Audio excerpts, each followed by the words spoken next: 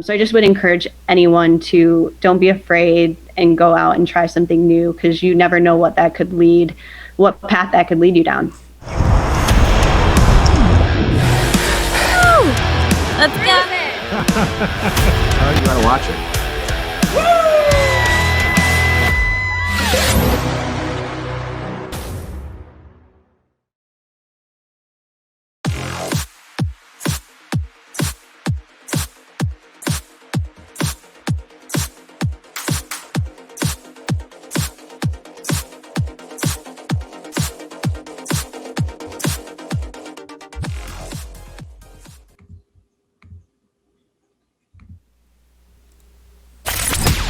Get ready to get inspired.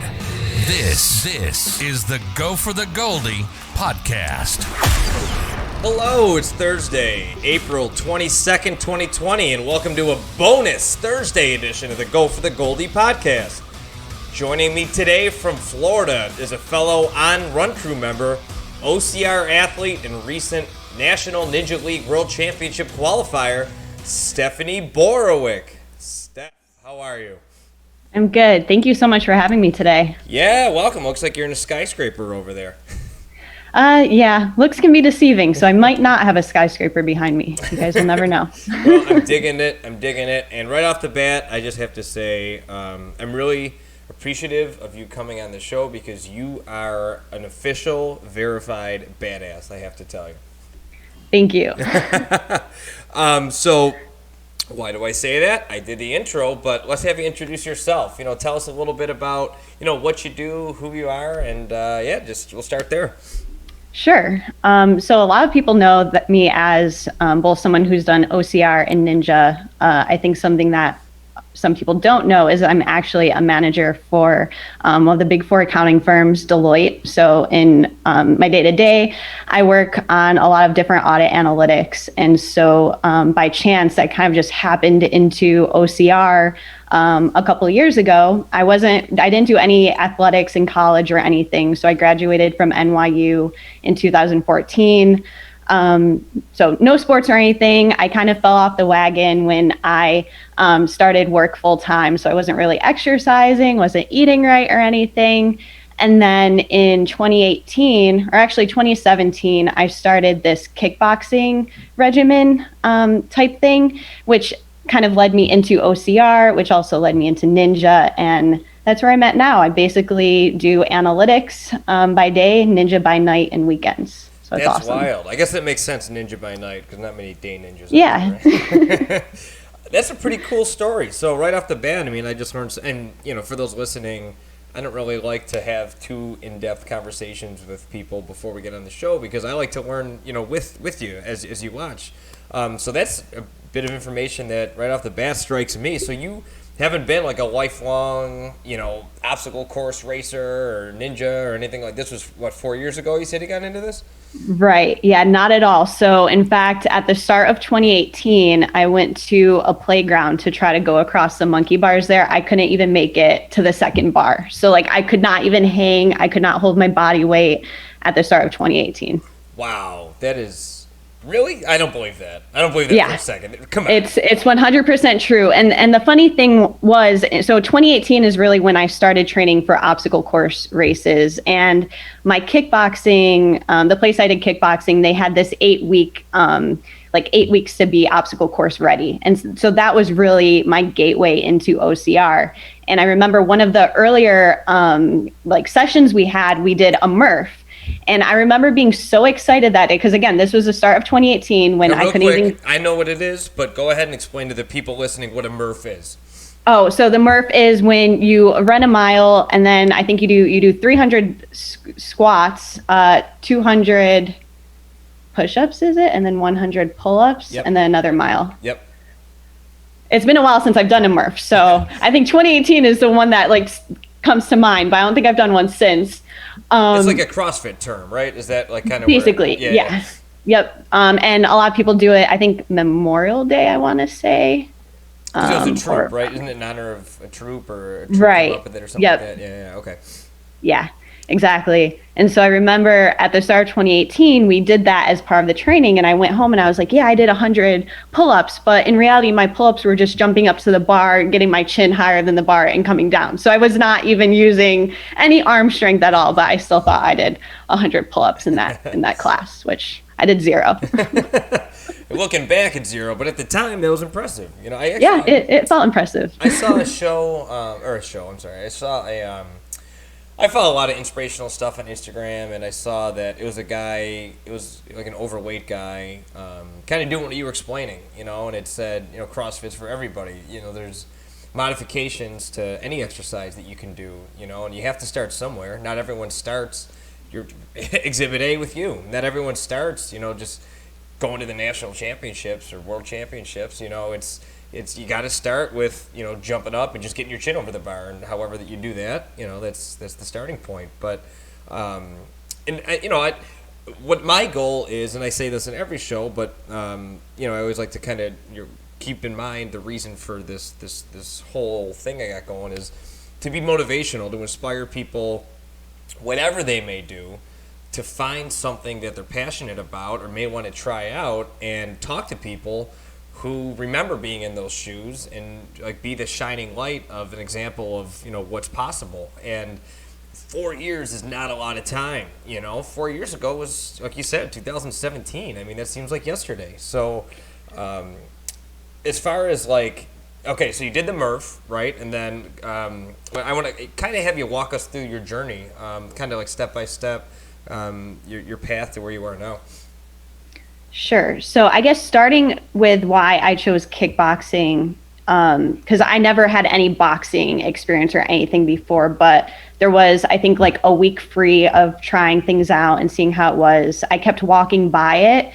And so I saw the signs, and finally one day I was like, okay, I should just try it, see what it's all about. It's like on my way home from work. So I tried it. I really liked it, really liked the trainers there. They were really encouraging and supportive of beginners. And I feel like something that prevents a lot of people from trying new things is because you're afraid of being judged, or that they're not going to, you know, be kind to you, or you're going to feel like you are the worst and everyone's so good. But it didn't really feel like that at all. Like there were people from day one in class who I was like, wow, like they are so good at this kickboxing. They're like doing everything. They look super strong. And so I like aspired to be them. And so I really liked that aspect. And so I just want to encourage anyone, like if you're even hesitant to do something fitness related, don't be, because we all were there doubting ourselves and starting off, and everyone's prepared to help. So that was kind of where I was at in 2017. I tried it out. I started liking it. It started becoming a regular habit. I still felt out of shape, or I'm pretty sure I was still out of shape by the end of 2017, but I was working toward it, doing the whole kickboxing thing. And then 2018, I think that February is when we started the training for obstacle course racing. And so even then, I was still trying to navigate the fitness journey. I was only doing kickboxing. I wasn't going to a gym or anything. Did the first obstacle course race in April, realized I had no upper body strength by that point. And then something just really inspired me. I really liked the challenge of trying to be able to do those obstacles, because I looked at all the women doing them. I was like, wow, like they're badasses. Like I want to be like them. That's so cool. Like you usually just see guys at the gym doing pull-ups or doing like the strength stuff, and I think it's so awesome when you go in and you actually see some women doing it. I think a lot of guys are shocked when they see, you know, a woman up there cranking out pull-ups. So that April is when I started going to the gym more, and I actually got a membership for an actual gym shortly after that, May, and they had monkey bars. And I swear, I think I was in the gym every day on the monkey bars. It was only 8 bars, but I found so many creative ways to use them. And it's so funny because after a couple months, I think it was so I started going there in May, maybe around July, August, the owner actually bought these cannonball grips, so a set of 6, just because they knew how much I was on the monkey bars. And I actually came to the gym one night and they were hanging up there. I was like, oh, this is awesome. And so it was really cool that they added that to the gym. And then that's really how my love of just going through and hanging from stuff really grew. And And then, so by that point, that was July 2018. And that was when I did my first Spartan race. And then I ended up doing 8 Spartan races from that July through that December of 2018. Whoa. Okay, so you were doing like 2 a month? Yeah. So I was originally signed up for my first Spartan race in, I might mess up the months here, but I think it was the October Spartan Super, which was, that's about a 7 to 9 mile obstacle course race. And that was in Mountain Creek, New Jersey. So that was set to be my first Spartan race, but I had other people I knew doing the West Point Spartan Sprint, which was like a 5K, so like 3 to 4 miles race in July. So I ended up doing that. And so that shorter race was my very first one. I met some friends and everything, and they're like, okay, you should do Killington. So for anyone who doesn't really know anything about Spartan or about Killington, which is me. So Killington is like the Killington ski resort in Vermont. Okay. And so think, I forget if it's a single black diamond or double black diamond, but there's this like 1 mile really steep drop, and the Spartan Killington Beast, which is 13 miles, includes that 1 mile, but you're not going down. You're going up that. I'm pretty sure it's a double black diamond. Hopefully I'm not wrong, but it's very steep and it just lasts forever. And it is not for the faint of heart. And I was not training. I was not training for that. And so it was 13 miles. And that was, I think, 3 weeks after the one I did at West Point. And my friends convinced me to sign up. So I signed up and I did that 13-mile race with elevation. And I made it. I finished. I forget. I think it took me 7 hours to finish it. Yeah, 7 hours and 7 minutes to finish it. Oh, my God. And I'm pretty sure I cried when I crossed the finish line, because at that point, that was the hardest thing I've ever done in my entire life. But it was so worth it. So for a lot of people out there who aren't athletes or see something like that and just say, I could never do that. You did it, and with not that crazy amount of training, right? I mean, you just said you weren't really prepared for 13 mile, but you just like jumping into a pool. You didn't dip your toes in. You just went head first. Let's go. So yeah, at that moment, I mean, how rewarding was it for you when you said you were crying? Was it like tears of joy? Were you in pain? Was it both? Was it just the overall emotion of everything? What was that like? I think it was definitely both, but it was just really awesome knowing that, I achieved it, because there were a few, like I was seeing people had these training plans that were super extensive, like 30 days, 60 days. And I really kind of jam-packed all of that in the 3 weeks before. So the Stairmaster became my best friend the 3 weeks leading up to it. So I did a lot of elevation on the Stairmaster, but I definitely would not have like categorized myself as like a real athlete at that time. I mean, there's still some days that I still don't categorize myself as an athlete, but we won't get into that at the moment. We're all there. That imposter syndrome is real. That imposter syndrome is very real. Yeah. So at that point, I feel like I could have just been any person who just wanted to go out and do something and accomplish something. So I really feel like if someone wants to do something, just do it. Just go for it. The worst that can happen is you fail, but you don't know until you try and until you give it 100%. And yeah. I gave it 100% that day. That's awesome. So, I mean, I'm actually been I've been getting into books over the past couple months, and one of the books that I'm just finishing up now is called The Confidence Gap, because, like you said, I think people's relationship with fear is overwhelmingly negative for the majority of the population, but understanding that fear is a necessary part of growth is a major part of this book, and acknowledging that fear, but understanding that being fearless isn't the absence of fear, it's managing that fear and moving forward with it. You know what I mean? Mm-hmm. Does that make sense? 100%. Yeah, so it's because I have that issue too. I mean, I was just talking to Lauren yesterday on the show about this. I had a triathlon on Sunday, and I've done 1 million triathlons, and before every one, I'm still nervous as hell in my head. I'm like, I'm going to die in the lake. Here we go. This is it.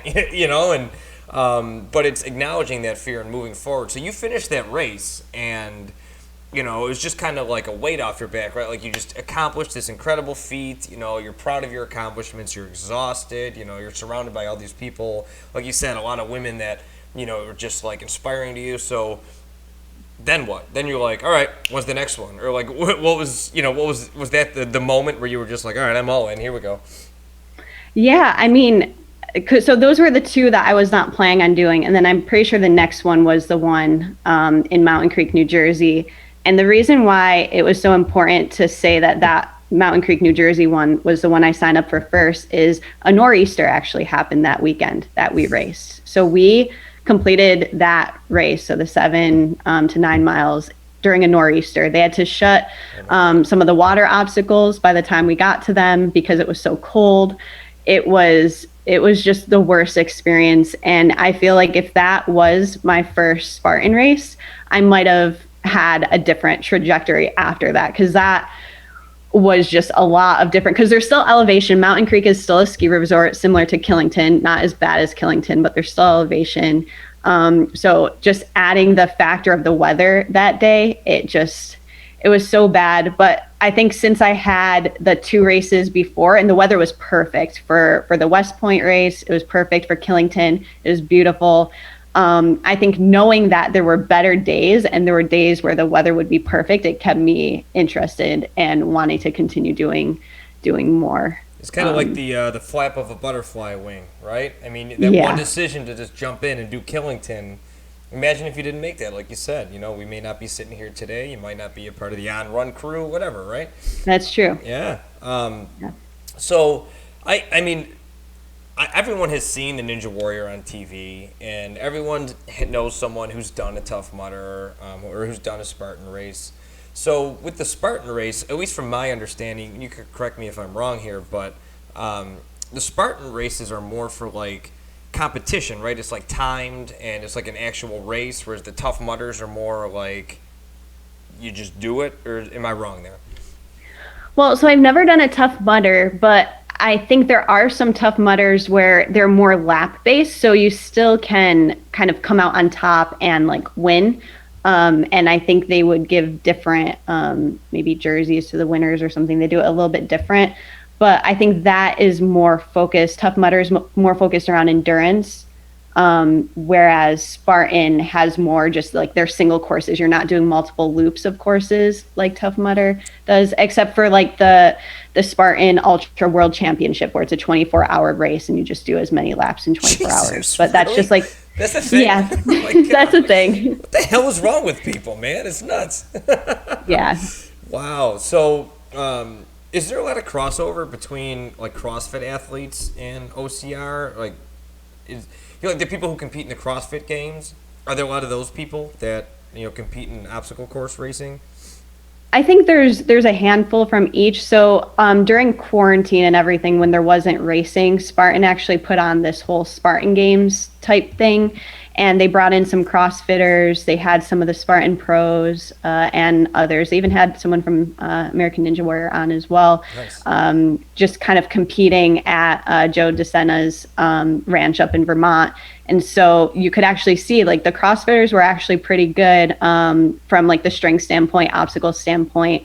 I think the only thing that is challenging for some of them is the endurance to make it on some of the longer courses, because Spartan has the sprint, which is like 3 to 5 miles, the super, which I think they changed the distances, but around 7, the beast, which is 13. And then they have the Spartan ultras, which are 30 miles. I've done 3 of those.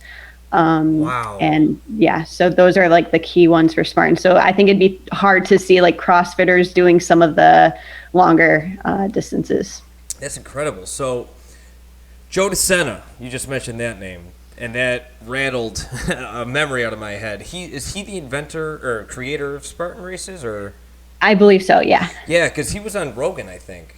Yeah, he was. Yeah. Okay. So he was an interest. I think he's from New Jersey, if I'm not mistaken, originally, or maybe he's from Vermont. I don't know, but I don't know. As soon as you said like the ranch thing, that's what triggered my memory, because I remember him talking about that. He does with a lot of kids and stuff too, right? I think it's like kids go up there and he whips them into shape. Yeah. All right. So, what's training like for for what you do? Do you have a coach? Do you follow a plan? How do you get ready for these races? So for OCR, I did not have a coach or anything. So I guess what I will say is I haven't done an obstacle course race since 2019, since the end of 2019 at this point. And I've really been focusing more on Ninja from last May onwards, so like the last 11 months. So when I was training for obstacle course races, I did not have a coach or anything. I probably should have had a running coach during that time. And I think maybe I would still be really into the whole running thing. Right now, I kind of took a step back from running, just focusing on Ninja. But right now, I currently do have a coach for Ninja who I work with. What's their name? Who are they? So it's David Wright, the Cake Ninja. So a lot of people have seen him on last season. He's really awesome, really inspiring, and he really pushes me in training, and he makes me conquer my fears for better or for worse. But it's always a lot of fun, and I get a lot out of training with him. Shout out to David Wright, the Cake Ninja. What's up, David? So wait, what you said he was on? Wait, you said last season. What's that mean? So last year, season 12 of American Ninja Warrior. Right now they're filming season 13. So he was on the show. Yeah. Yep. He's been on the show a couple of seasons. He was also on All Stars. So if anyone watched All Stars, he was on the yellow team, the rookie team, that aired last year too, I believe. So this dude's legit, huh? Yeah. Yep. And a lot of people at my gym, at Jungle Gym in St. Pete, Florida, we have a lot of top names. So Caleb Bergstrom, Katie Bergstrom, we have Charity Grace, the Mermaid Ninja. So we have so many awesome people. Ashley McConville. So she hit the buzzer last season. So she's incredible. And when you say hit the buzzer, that's like when they get to the top of the tower and like, I'm finished. Like that's the in qualifiers. So it was qualifiers before semifinals. So wow, it was really inspiring. It was amazing watching her hit that. Well, and I'm sure being around these people too has just got to be really just holy shit. Like this is what I'm trying to be, and you're right here in front of me, right? Yeah, wow, they're so awesome. Cool. Wow, that's really cool. So, as far as the Ninja Warrior stuff goes, like I know, like I have you up here as like an OCR athlete. I didn't know what like. Do you call yourself? What do you call yourself? Like, how do you categorize yourself? Like, what are Ninja War? Are you a Ninja Warrior? Or, you know what I mean? Yeah, well, so I guess I would say I'm a ninja. But ninja is so weird because like ninja can mean different things. But that's just how we call ourselves, ninjas. But just because I stopped doing OCR doesn't mean I'm going to permanently stop. I feel like it could still be in my future. So I feel like I could still classify myself as that too. Yeah, well, you sound a lot like me in the sense that I wish I could live like 45 different lives because I want to do so many different things, and there's just so many hours in a day. And this is something that really intrigues me. So when I saw your videos and your posts and stuff, I selfishly just want to talk to you because I'm really interested. I want to get into it. When I reached out to you and we were talking about kind of back and forth about the Frisco location here. I live in Frisco Square, and can you explain to me a little bit about like? Is it similar to like CrossFit gyms? You know what I mean? Where there's branded CrossFit gyms across the country, like official Reebok, gyms. Is that how like these gyms work, or you said like this is a specific kind? Or just go into that a little bit because I just want to try to understand that. Sure. So I think CrossFit is different because I think in order to participate in like the CrossFit games and stuff, you have to be at a certified CrossFit gym in order to submit results, I think. But for ninja type of stuff, it's just kind of like going to a regular gym. Like it's not a regular gym, but you kind of go there to train, and then there's different competitions, and there's a couple of leagues. I think COVID kind of slowed or shut down some of the leagues. So the only one I've done competitions in right now is the National Ninja League. And so there's specific gyms that can hold NNL competitions, not all of them, because you have to, I think, follow certain protocols or be ready to do certain things. but you can ultimately go to any gym to train. There's never anything that you're doing kind of like in your gym that someone's judging and submitting. You're kind of just going and traveling to the competition at a different gym and competing alongside other people. Oh, okay, that makes sense. Sense. So, my boy Danny, I had him on the show a couple weeks ago. He played professional baseball. He got drafted by the Diamondbacks, and as you know, I'm a triathlete, and the two of us are just kind of maniacs together. You know what I mean? It was kind of like we met here in Texas. He's from California. I'm from New York, and we just kind of, it was like lightning in a bottle when we met each other. So we're just constantly like challenging each other. We're going swimming tomorrow at 6 a.m. and then we're doing sprints together. So it's just constantly nonsense with the two of us. And when I mentioned that you were going to be on the show, he was just like, dude, I'm in, when I found the gym like across the street from us here. So what's the process of like joining a gym like that? Like, do you just walk in and just say, hey, I want to, you know what I mean? Like, I'm a member at a gym where I just go work out every day. Like, I worked out right before I came here. Do you have to schedule times that you go to the gym, or is it like open, or how does that work? So usually ninja gyms will have set times for open gym, and then they'll have set times for classes, because it's really hard. You can't really have classes during open gym. It just would not work out nicely. So I've been to 3 different ninja gyms so far, and all of them have specific open gym hours. And then Jungle Gym requires an intro class before you're able to go to an open gym. So they teach different things on how to fall appropriately, because if you're doing ninja the right way, you should be falling. And so knowing how to fall is really important. But that's just something that you need to kind of look at their websites beforehand if they say you need to go in for the class first. But I do recommend if the gyms do have intro classes, even if they're not required, I would say to go. Because they're really helpful to do that. And then I go to both open gyms. So open gyms are typically after work and on Saturdays. And then there's also an adult ninja class every Wednesday. So that was the reason I could not be on your podcast on a Wednesday, because I do the classes every Wednesday. No, listen, I was just thrilled that you wanted to be on here. So I would have, if you were like midnight on Saturday, I mean, I don't care. Okay, that's really interesting. Yeah, because if I just went, I'd break my face immediately, because I'm just like, vastly overestimate my athletic abilities and would just immediately destroy myself. But when you go to these gyms, like, because I wouldn't even know what to do. Like, if they were just like, all right, here you go, have at it, I'd be like, what? Like, is there a specific, I guess, like, I don't know how to ask this question. Like in triathlon, because that's my world, that's what I know. I know that every race is a swim and then a bike and then a run. There's no difference. It's that. In your races, they're different, right? Like, it's different obstacles or hurdles or whatever you want to call them, stations. So right. How do you, like, when you go to a gym, how do you know what to train for? Like, going into the competition that you just did you know what the events were going to be, or you show up in the day of and you're like, okay, well, I guess we're doing this one today? Yeah, so with competitions, you usually find out the day before. Like, they'll release a video, you'll see stuff, so you don't know what? That's wild. Right, yeah, and sometimes there have been competitions where we don't know until we get there, and then they do the course walkthrough, and then you get to see the obstacles there. But typically, so like for the regionals competition I competed in 2 weekends ago, they posted the video the night before. So if you want to, you could look the night before if you'll still be able to sleep after. Otherwise, you could wait till the morning.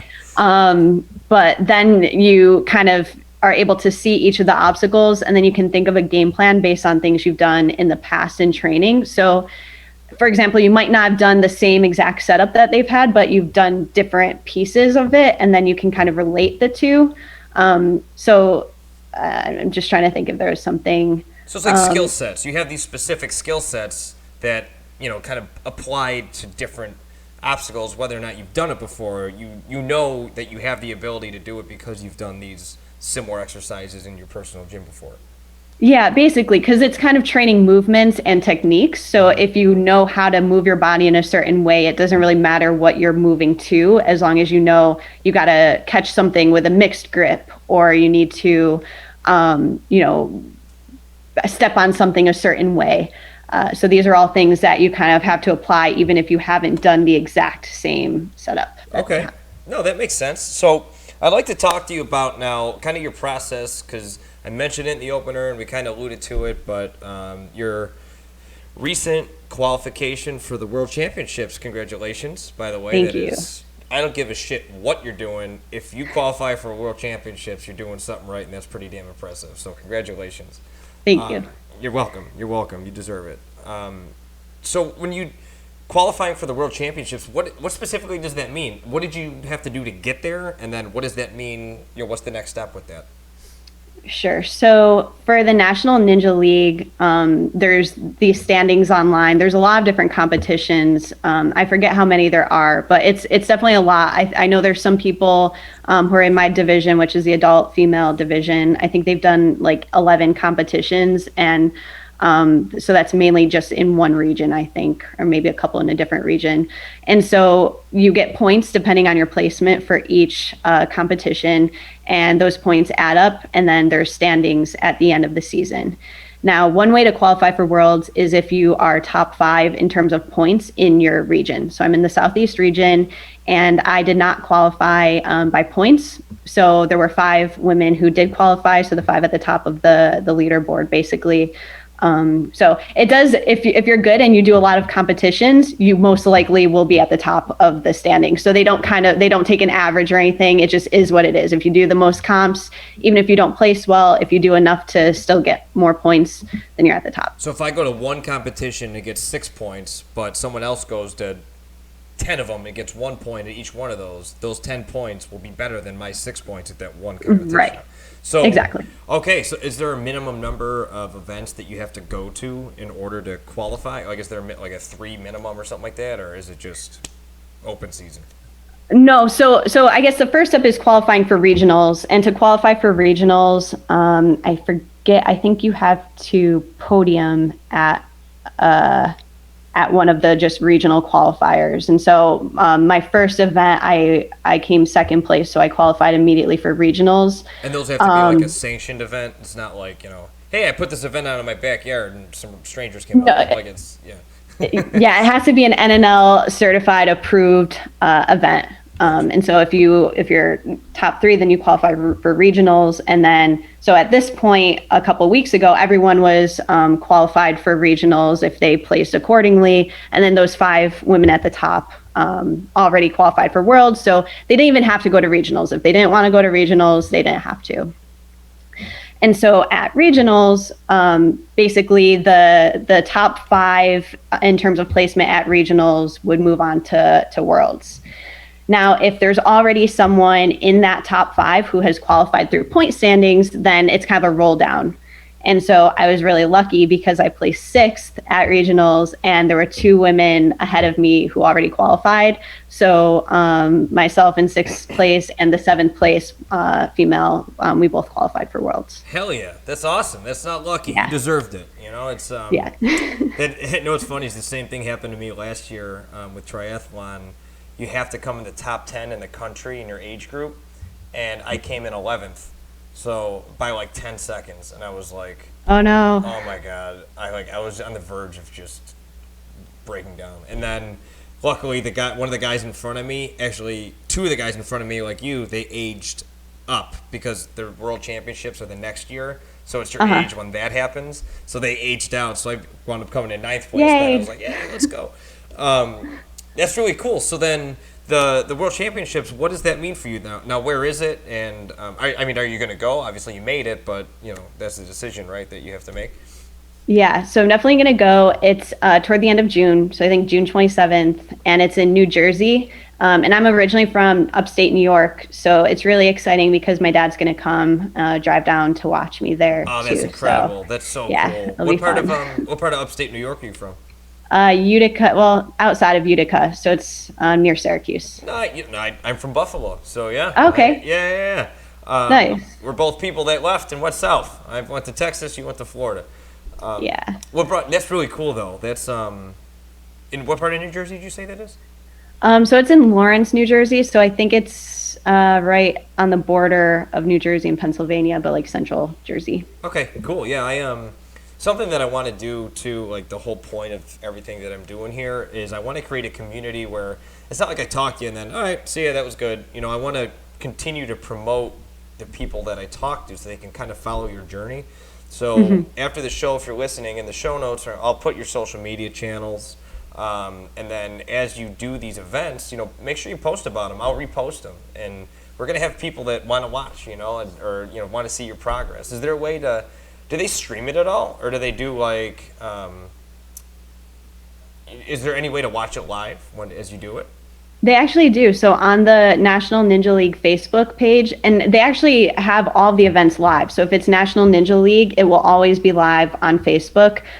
So if you head to their Facebook page on a weekend, chances are you'll find at least some competition being filmed. So I've been bored some weekends, so I'll just like see what's happening and watch a couple runs of whatever competition is happening. So it's pretty cool to do that. Steph, I got to tell you, you got me jacked up right now. I want to get into this. I'm not lying. My fiance is out here. I can just feel her going, oh my God, he doesn't need another obsession. But this is like super intriguing to me.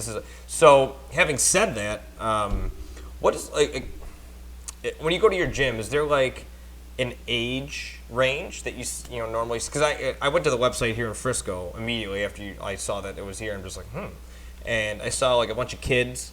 Obviously, there's adults doing it too. Is there like a certain age range that you see people doing it? I think there's definitely more kids and teens right now who are getting into it than older.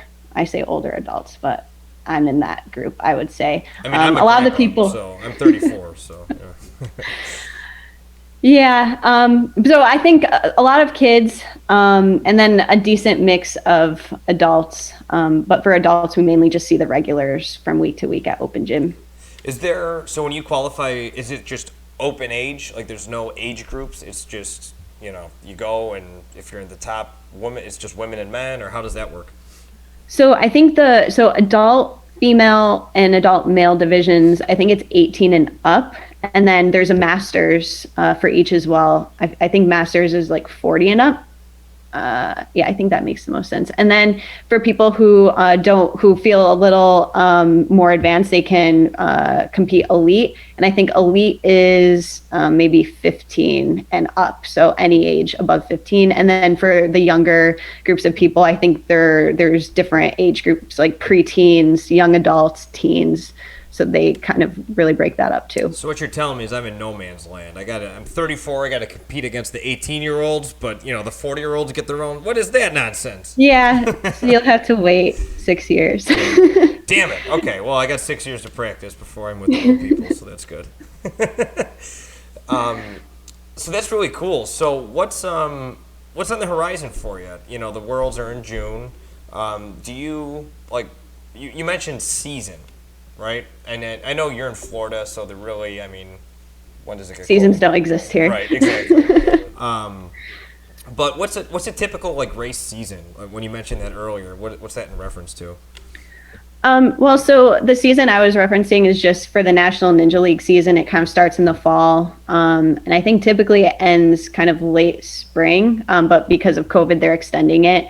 So I think technically there will be kind of from June to October without any league competitions. And so I think that's going to be when I really focus on what I want to do next year, whether I want to stay in the adult female division or move up. And really just kind of continue honing in on a lot of things. So right now I'm in my 11th month of training. I feel like I still have a long ways to go, but I have made some progress on fears. I get scared of a lot of things. I get in my head so much. So I want to just really continue working on those fears. And like I said, working with David, the Cake Ninja, he's really helped me start conquering those fears, but still a long way to go, but I'm really excited and I really love the training every day. Well, you're an athlete. There's a balance I think you have to strike. There's definitely, you don't want to be scared of your own shadow, but at the same time, I think fear is a good driver. It's if you go into a race or any competition that you're at, chess match, whatever you're doing, if you're not scared a little bit, it makes you feel a little alive. That's really, I think, where that adrenaline, and going back to that book I told you I was reading, something that he mentions is with fear, you may hear an elite athlete say, instead of, you're never going to hear Michael Jordan say, I'm scared before a game, right? You are going to hear him say, I'm pumped, I'm jacked up, I'm ready to go, I'm fired, let's do this. That's just a manifestation, like a realization of acknowledging that fear, understanding is present, but moving past it, and that's where that fearless concept comes into play. So, I'm with you. I struggle a lot, like, I don't know if you want to call it like performance anxiety, but before a race, I lose my mind. Like I get crazy, Yeah. So I'm really interested to hear about, like, I know you said you gave me like your training regimen, like, Wednesdays, and what were the other days that you do? And I'm sorry. So I usually train with David on Mondays and Fridays, and then I do the ninja class Wednesdays, and then I try to go to open gym Tuesday, and then do leg stuff on Thursdays. But then one thing that has kind of been a struggle over the last month is really balancing training with work. My days have kind of moved to 10 to 11 hour work days. And so it's really hard to manage that and then add training onto that. So that I feel like that's going to be an interesting thing to factor in this year as I'm getting more busier. I'm kind of gearing up for the next level at work too. So it's really trying to give my 100% to two different things. And I think that's always kind of a challenge when you feel like you only have 100% to give. How can you give 200%? I feel you there. I try to give 100% in like 50 different things. So yeah, I definitely understand what you're talking about. Damn work. It's always getting in the way, isn't it? Why can't you just do this full time, right? Yep. I'm always thinking that. So in addition to your training that you do at the gym, and you mentioned, so David's local. He's not someone that you work with. Virtually. He's at your. Yep, gym. I meet with him. Yeah. Oh, that's incredible. That's awesome. So you got hooked up with him just by, like, what came first? Did you go to the gym and then meet him there, or did he tell you, go to this gym, we'll work together here? Okay, yeah. So I can cover that. So I started going to Jungle Gym last May, and I was just going to open gym. So I did the intro class, but I didn't do any classes or anything. I was just kind of going. I was really nervous that first night because I didn't know anyone. I was talking to a couple of people through Instagram, but I felt like they all knew each other. They all have been training. I'm going to be, the weird one or not know how to do anything. But I quickly made friends, and, everyone at the gym, they've kind of become like family. It's really awesome. I can't imagine leaving this area because they're all just so awesome, and going there is amazing.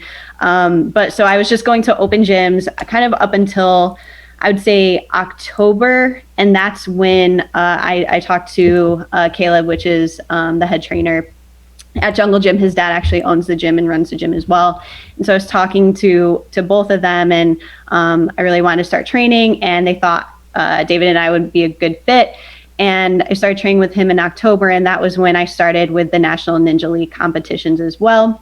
And then shortly after that, I started doing the Wednesday night classes, and that has been amazing. Just the camaraderie and training with people who I usually don't train with at open gym, plus having the guidance of the coach. So that's Cameron Drake, who leads those classes, and he's an amazing coach. So it's been a lot of fun working with him on Wednesdays as well. That's exciting. And I think, this is just a personal observation, but I think this day and age, you have so many people that I think it's innate in us to be tribal. We always wanted to, like, if you just ask someone, how do you identify? Think about that. You can get a bazillion different questions. They could say, I'm a Democrat. I am transgender. I'm black. However you identify yourself, people want to look for tribes, right? Right. And I think that there's too many people nowadays that identify with things that aren't really, like, identifiable. Like, I know it sounds weird to say it, but, like, if I just, like, am on social media yelling about politics all day long, that's not doing anything for your health, But someone like you, who's like, you're working your ass off at work, but outside of that, you have this tribe at your gym, and there's no politics, there's no race, there's no divisiveness, there's none of that stuff. It's when you're in that gym, you guys are all you're part of that community. I mean, we're all pulling the same way, you know, we're rolling the same way, however you want to say it. And that feeling, I think, is contagious. You know, I think that bleeds over to your day-to-day life. I mean, I don't know if you agree with that or not, but yeah, I don't know. I definitely agree with that. And it's funny because before I started getting into, I guess kickboxing kind of started it, but before kickboxing, I would classify myself as being more of a loner. Like I didn't really have many friends. I didn't really get out and do too much. I'd get a lot of like anxiety in social situations if I would go out and experience things for the first time. And I think as I've gotten older and experienced more, I guess through work too, I've been more comfortable kind of putting myself out there and meeting more people and doing things. And it's just crazy because looking back, it's those situations where I put myself out there when I didn't know anyone and kind of stuck with it that have just led to where I'm at now. And I'm the happiest. I'm really stressed with work, but I am the happiest I've been in a really long time, just given everything around me and everything that I'm accomplishing, both in Ninja and at my job too. I'm a manager on this global project right now, and it's been really stressful, but really rewarding. And I think just part of my experiences with OCR and Ninja over the last couple of years have really helped me with work as well, to be more flexible, more open-minded, more lenient with other people, just because I have those situations outside of work where I'm spending a lot of time with people and really getting to understand, you know, how other people feel in different situations and how to navigate different situations. I love that. And I mean, it's very similar to the conversation I had last night with Lauren, but that's great. I mean, life is really all about getting other people's perspectives and understanding why people think the way that they do, and understanding, and together that's how you move forward, you know. So that's and just think about that too, you know. 4 years is really all you've been doing this for. I mean, you're still going to be young in 4 more years, but think about where you'll be in 4 years, and then 4 years from there, you know. I love this idea of, and I didn't really experience this either until my like late 20s, where I just was like, you know, just it's a mind shift. Like it was a monumental mind shift. I'm just like, you know what, I'm going to be a lot more open to like new opportunities and pushing myself and like bucking the status quo. Because I'm sure, how many times do you get called crazy? Let me ask you that. Do your friends call you crazy? Actually, no. Well, because I think we all are as crazy is normal for us, I think. Right. So what I'm getting at is like the people that don't do it, right? Like a lot of, like, none of my friends do triathlon. Like, I have triathlon friends, but like the friends I grew up with, or, you know, back home or whatever, they're like, you're nuts. Why are you doing this every day? Like, you're crazy. And I wear that as a badge of honor. You know, when someone tells me that I'm crazy, to me, I'm just like, that's awesome. I love being different. I love being motivational. I love pushing. You know what I mean? Do you feel that at all? Yeah. Like when someone calls you crazy, or like when someone hears what you do and just goes, what? Yeah. I definitely feel the same, but it's just kind of almost like a compliment when people say that you're crazy or think you're crazy for what you do, because it means you're doing something right, I guess. That's right. I love it, because that means you're not the norm. Like, my worst fear, I think it's a Schwarzenegger quote, is he said, my worst fear in life is being average. And I think that's just like, that's what drives me. I know that. I never want to be average in anything that I do. And, you know, it's like my biggest motivation, but it's also like my biggest failure too, because I like try to be really good at everything like I do. And like you said, 100% effort. You only have 100% if you're trying to give 100% to a million different things, you know. Right. Yeah, you're going to burn yourself out.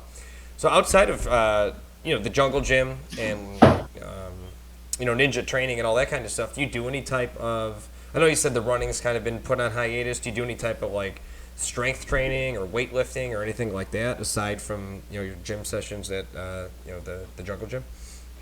Yeah. So the funny thing is, I've never really been into the whole weight training thing. So I guess I do more body weight stuff. So I'll do pull-ups. I need to do a lot more push-ups. I don't really do push-ups, but push-ups are really good for those who are into ninja, because we do so much pulling. So push-ups are like the key to staying healthy. But I definitely can. Yeah, exactly. And I could get better with that. But ultimately right now with my work schedule, I just don't have the time and energy to kind of add on. There was a point where I was doing some ab circuits at home, a few mornings a week and things like that. But I think anything people can do, even if it's just a 15-minute workout or 20-minute workout, it's super beneficial. Very cool. Very cool. Now, I did want to ask you, on top of everything that you have going on as an athlete and everything that you have going on, with work, on top of all that, you're a regional lead for On, right? Yes. So just for those listening, I became, as everybody should know by now, all I do is talk about On. I'm obsessed with the brand, and I became an ambassador for them, a part of their ambassador program called the On Run Crew. We're in a Facebook, kind of like a private Facebook group where we all talk to each other, and that is where I met Steph. And then within the ambassadorship, you have kind of leaders within that group, and Steph is one said leader. So what does that involve? I don't even know. How did you get that, and what does that mean? I don't even know how I got it. But so I've been, so this is my third year as part of the On Run crew. And so I've been on the crew for 2 years. I actually found the brand after I did that Killington Spartan race. I went to the New York City Marathon Expo. I was running an ASICS at the time, and I saw this brand that had such a weird logo. So I was like, let me see what they're all about. And I tried the shoes. I tried their Cloud Surfers, which Cloud Surfers, that's my ninja shoe of choice. I wear it pretty much every day. And I discovered the brand, and then I started wearing their trail shoe, the Cloud Ventures, for Spartan races in 2019. So in 2019, I raced a lot. I did like 30 obstacle course races. And so that was all I wore. And that's how I became an ambassador that year. I put in my application based on the trail running. And I think the whole obstacle course racing thing caught their eye. And that's how I met Jake, and really had a really successful experience being on the crew the last 2 years, always wearing the brand. I really love the shoes. I have more shoes than I can count from On at this point. Yeah. And then this year, I got the acceptance email to be part of the crew for the third year. I was really excited. I was kind of nervous. I don't really know why I was nervous, because I feel like I did a pretty good job last year, but you're always nervous about things when someone has a chance to say no. Mm-hmm. And then shortly after, I got this email saying I was selected as a lead. So I didn't apply or anything to be a lead. It kind of just happened. And right now, we're just kind of working with Jake, who's heading the whole program, coming up with different ways that we can help make the ambassador experience a positive one. So one of the things I've done for my group of ambassadors down in the Southeast, we've created a WhatsApp group, and we're just kind of staying connected. We did a couple of fun reels to celebrate the Cloud Ace and the Ekiden Relay and Team Spirit last week. So that was a lot of fun too. Yeah, I reached out to you when I saw it at the end of that video. I'm like, was that you? Yeah. That's really cool. That's what I love about it too is, I came maybe with the wrong misconception. I thought when I got accepted, I was like, okay, it'll just be a bunch of runners, but it's a bunch of people from all walks of life and doing all kinds of different things. So that's what I found that's why I was like, I'd love to interview some of you people, because you guys do such cool stuff and you're all over the board. It's not like I'm interviewing a marathon runner every week. You know what I mean? It's, people like you. And I had Mandy on a couple weeks ago that, she's an ultra runner, and she's like, yeah, I just decided to run 100 miles once, and I did it in less than 24 hours, but I didn't think that was a big deal. I didn't know. And I'm like, what? So it's just, I'm very excited to, start to network and meet these people. And like you said, us in the Central, we're in a Instagram group chat too. So yeah, we stay connected as well. But yeah, looking forward to, maybe meet you in person someday at an event or something. Yeah, that would be awesome. I know Jake's been talking about that, trying to get the whole On Run crew together eventually. So we'll see if that can happen. That'd be freaking cool. Do you ever come to Texas at all? Are there any big events in Texas? So actually, back when work travel was a thing, we have a campus in Dallas, a corporate campus. So that's the only time I've really been in Texas. So I think I've been there at least 5 times at this point around Dallas. What part of Dallas, do you know? Westlake. Oh, yeah. So that's right. That's where Frisco is. It's north of Dallas. Okay. Yeah. So, okay. it's like maybe like 40 minutes for me. But yeah, next time you go, you have to let me know. Yeah, I'll let you know. Yeah, Yeah. We can get a run and take some pics. Hashtag on Run Crew. definitely. So I'll tell you what, Steph, we are about an hour in here. So I think it's a good time to stop. But I always like to just ask, is there anything that like we didn't talk about that you think, you wanted to touch on? Like I told you, you were nervous. I don't know why you were nervous. We talked for an hour, just random stuff we talked about. But is there anything that you came prepared to talk about that we didn't? Or, the floor is yours. Go ahead. Yeah, I mean, I just want to reiterate just to anyone watching, like, if you feel like your life is in kind of a rut and you're just going through the motions every day, because that's pretty much how I lived my life from 2014 to 2017. I would say just try doing something new and just go for it. And it's going to be super uncomfortable if you're trying something new for the first time. I was uncomfortable when I did kickboxing, when I did my first obstacle course race, when I walked into that ninja gym, but I think, walking into that jungle gym last May and starting Ninja, it has really been even more life-changing than OCR was, a couple years before that. And I thought OCR was life-changing. And so just constantly doing these new things and finding new passions, or even just kind of slightly tweaking things, because OCR and Ninja is not that much different. The difference is just you lose the running with Ninja. So I just would encourage anyone to don't be afraid and go out and try something new, because you never know what path that could lead you down. You could be the poster person for this show, because that is exactly like, I can't tell you how many times I've said that, but in different ways and not as articulate because I'm a moron.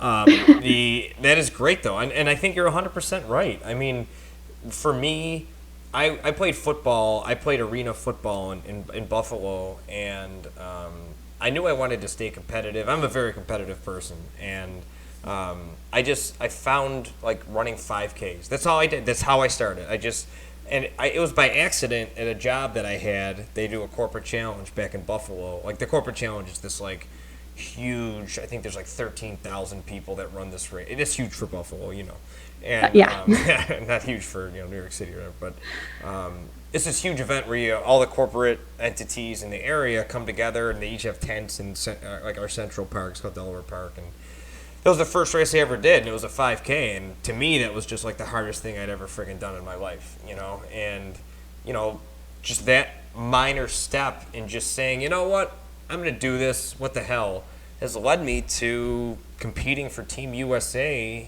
in sprint triathlon. I mean, those are connected, which is a wild thing to think about. And the same thing with you, like you said, I was very similar, just kind of going through the motions, and it's easy to sleepwalk through life, and I think the term comfort zone is a mislabel of what that is, because you're not comfortable, because you're always like, what ifing? Do you know what I mean? Like I never want a what if, and that's why I'm obsessed with so many different things, because like I don't just have one passion. I have like a bazillion freaking. I freaking took magic lessons a couple months ago. Or like I'm nuts. That's cool.